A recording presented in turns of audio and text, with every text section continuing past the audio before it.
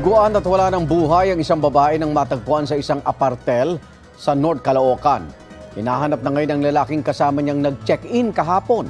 At yan ang unang balita ni James Agustin.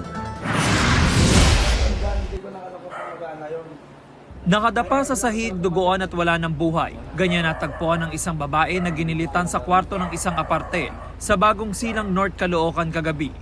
Kwento ng empleyado ng apartel bago mag-alas 3 ng hapon nang mag-check-in ang biktima kasama ang isang lalaki. Nagulat na lang daw siya nang may marinig na humihingi ng tulong mag-aalas 7 ng gabi. May sumisigaw ng tulong na babae. Ay, nag-ano na akong lalabas para puntahan. Yun naman din ang paglabas ng lalaki na yun nga may patak-patak ng dugo yung dinadaanan. So hindi na ako tumuloy, bumalik na po ako. Saka naman yung darating yung kasama ko, saka ko pinatawag ng barangay. Rumesponde ang mga taga-barangay. Nung sinamahan ako ng boy na binuksan ng kwarto, nakikita ko nakabulag, nakadapa.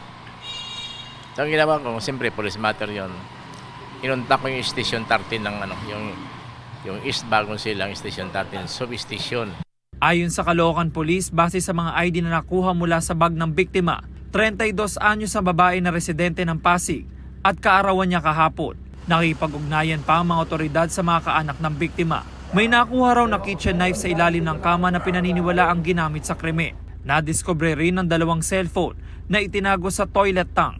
Hindi na muna nagbigay ng panayamang pulisya habang nagpapatuloy ang investigasyon. Kasama sa tinitingnan ng mga mensahe sa cellphone na posibleng magbigay ng lead sa pagkakakilanlan ng salarin at posibleng motibo sa krimen. Ito ang unang balita. James Agustin para sa GMA Integrated News. Igan, mauna ka sa mga balita. Mag-subscribe sa GMA Integrated News sa YouTube. Sa mga kapuso abroad, subaybayan nyo kami sa GMA Pinoy TV at sa www.gmanews.tv.